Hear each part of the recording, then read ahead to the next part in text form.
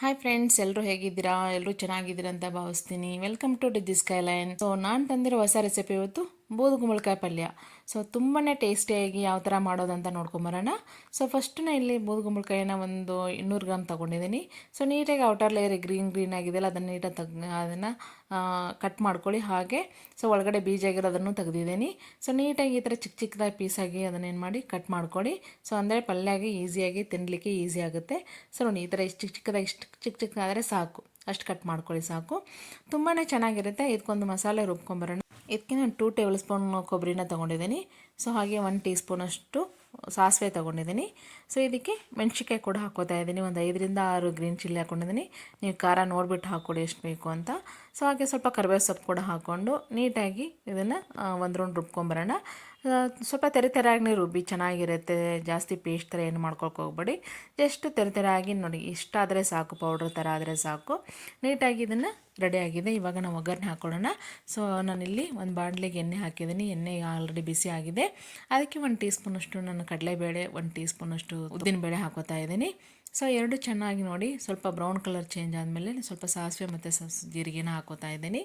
So ಮುಂಚೆನೇ ಸಾಸಿವೆ ಜೀರಿಗೆ ಹಾಕ್ಕೊಂಡಿಲ್ಲ, ಯಾಕಂದರೆ ಸೀದೋಗುತ್ತೆ ಅಂತ ನಾನು ಆಮೇಲೆ ಹಾಕೋತಾ ಇದ್ದೀನಿ.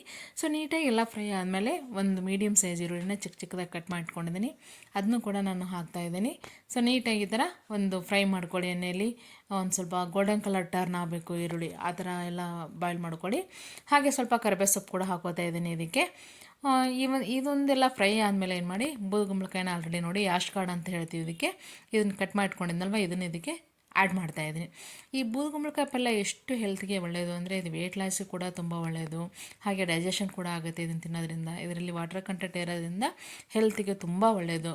ಸೊ ಈ ಥರ ಮಕ್ಕಳು ಬೂದುಗುಂಬಳಕಾಯಿ ಇದು ತಿನ್ನಲ್ಲ ಅಂದರೆ ಈ ಥರ ಪಲ್ಯ ಮಾಡಿಕೊಡಿ, ತುಂಬ ಚೆನ್ನಾಗಿ ಅವರು ಕೂಡ ತಿಂತಾರೆ, ಮನೆಯಲ್ಲರೂ ಇಷ್ಟಪಟ್ಟು ತಿಂತಾರೆ. ಸೊ ಹಾಗೆ ನೋಡಿ 1 ಟೀ ಸ್ಪೂನಷ್ಟು ನಾನು ಅರಿಶಿನ ಕೂಡ ಹಾಕೋತಾ ಇದ್ದೀನಿ. ಸೊ ಹಾಗೆ 1 ಟೀ ಸ್ಪೂನಷ್ಟು ಚಿಲ್ಲಿ ಪೌಡ್ರ್ ಹಾಕೋತಾ ಇದ್ದೀನಿ ಕಲರ್ಗೋಸ್ಕರ. ಆಲ್ರೆಡಿ ಮೆಣಸಿನ್ಕಾಯಿ ಹಾಕ್ಕೊಂಡಿದ್ದೀನಿ, ಖಾರ ನೋಡಿಬಿಟ್ಟು ಹಾಕ್ಕೊಳ್ಳಿ ನೀವು. ಸೊ ನೀಟಾಗಿ ಒಂದು ಮಿಕ್ಸ್ ಕೊಡಿ ಚೆನ್ನಾಗಿ, ಎಲ್ಲ ನೀಟಾಗಿ ಎಣ್ಣೆಯಲ್ಲೆಲ್ಲ ನೀಟಾಗಿ ಮಿಕ್ಸ್ ಆಗಬೇಕು. ಸೊ ಈ ಥರ ಒಂದು ಪಲ್ಯ ತುಂಬಾ ಚೆನ್ನಾಗಿರುತ್ತೆ. ಚಪಾತಿ ಆಗಿರ್ಬೋದು, ರೋಟಿಗಾಗಿರ್ಬೋದು, ಅಕ್ಕಿ ರೋಟಿಗಾಗಿರ್ಬೋದು, ತುಂಬಾ ಸಾಕದಾಗಿರುತ್ತೆ. ಸೊ ಹಾಗೆ ನಾನು ರುಚಿ ತಕ್ಕಷ್ಟು ಸ್ವಲ್ಪ ಉಪ್ಪು ಕೂಡ ಹಾಕೋತಾ ಇದ್ದೀನಿ.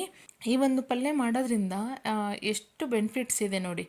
ಒಂದು ಜ್ಯೂಸ್ ಕೂಡ ಮಾಡ್ಕೊಂಡು ಕುಡಿಬೋದು, ಇದನ್ನು ಸಾಂಬಾರು ಕೂಡ ಮಾಡ್ಬೋದು ಬೂದುಗುಂಬಳಕಾಯಿನ. ಸೊ ಈಗ ನಾನಿಲ್ಲಿ ಪಲ್ಯ ಮಾಡೋದನ್ನು ತೋರಿಸ್ತಾ ಇದ್ದೀನಿ. ಸೊ ಹಾಗೆ ಇಲ್ಲಿ ನೋಡಿ ಪೇಸ್ಟ್ ಮಾಡಿದ್ನಲ್ವ, ಆ ಪೇಸ್ಟ್ ಮಾಡಿರೋದನ್ನು ಇದಕ್ಕೆ ಸೇರಿಸ್ತಾ ಇದ್ದೀನಿ. ನೀಟಾಗಿ ಇದಕ್ಕೆ ಒಂದು ಮಿಕ್ಸ್ ಕೊಡಿ. ಅದನ್ನೆಲ್ಲ ಹಾಕಿಬಿಟ್ಟು ಖಾರ ಎಲ್ಲ ಹಾಕಿರ್ತೀವಲ್ವ ಅದಕ್ಕೆ ಎಲ್ಲ ಮಿಕ್ಸ್ ಆಗಬೇಕು. ನೀಟಾಗಿ ಎಲ್ಲ ಕಡೆ ನೀಟಾಗಿ ಒಂದು ಮಿಕ್ಸ್ ಕೊಡಿ. ಹಾಗೆ ಇದಕ್ಕೂ ಸ್ವಲ್ಪ ನೀರು ಹಾಕೋತಾ ಇದ್ದೀನಿ. ನೀರು ಹಾಕ್ಕೊಂಡು ಅದನ್ನು ಕೂಡ ನಾನು ಇದಕ್ಕೆ ಸೇರಿಸ್ತಾ ಇದ್ದೀನಿ. ನೀಟಾಗಿ ನೀರೆಲ್ಲ ಹಾಕಿಬಿಟ್ಟು ಇನ್ನೂ ಸ್ವಲ್ಪ ನೀರು ಬೇಕಾದರೆ ಹಾಕ್ಕೊಳ್ಳಿ. ಸ್ವಲ್ಪ ಗ್ರೇವಿ ಥರ ಆಗಬೇಕು, ಆ ಥರ ನೀರು ಹಾಕ್ಕೊಳ್ಳಿ.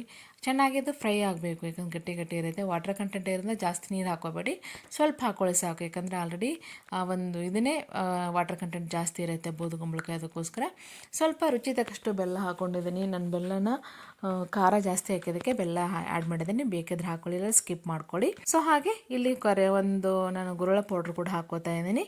ಸೊ ನಾನು ಯೂಶ್ವಲಿ ಎಲ್ಲ ಪಲ್ಯಕ್ಕೆ ಗುರಳ ಪೌಡ್ರನ್ನ ಯೂಸ್ ಮಾಡ್ತಾ ಇದ್ದೀನಿ. ಹಾಗಾಗಿ ಇದನ್ನು ಹಾಕ್ಕೊಂಡಿದ್ದೀನಿ. ನೀವಿದ್ದರೆ ಹಾಕ್ಕೊಳ್ಳಿ, ಇಲ್ಲಾಂದರೆ ಸ್ಕಿಪ್ ಮಾಡ್ಬೋದು, ಅದು ಕೂಡ ಆಪ್ಷನಲ್ಲು. ಸೊ ಈ ಥರ ಸ್ವಲ್ಪ ನೀರೆಲ್ಲ ಹಾಕಿ ನೀಟಾಗಿ ಬಾಯ್ಲ್ ಮಾಡೋಕ್ಕೆ ಬಿಡಿ. ನೋಡಿ 1-2 ನಿಮಿಷ ನಾನು ಬಾಯ್ಲ್ ಮಾಡೋಕ್ಕೆ ಬಿಟ್ಟಿದ್ದೆ. ಸೊ ಈ ಥರ ನೋಡಿ ಚೆನ್ನಾಗಿ ಕುದೀತಿದೆಯಲ್ವ, ಈ ಥರ ನೀಟಾಗಿ ಸ್ವಲ್ಪ ಮೆತ್ತಗೆ ಬರಬೇಕು. ಅಂದರೆ ಎಲ್ಲರೂ ಮಕ್ಕಳಿಗೆ ತಿನ್ನೋಕ್ಕೂ ಕೂಡ ಇಷ್ಟ ಆಗುತ್ತೆ. ತುಂಬ ಮೆತ್ತಗೆ ಬೇಡ, ಒಂದು ಮೀಡಿಯಮ್ ಸೈಜು ಒಂದು ಮೆತ್ತಗೆ ಬಂದರೆ ಸಾಕು.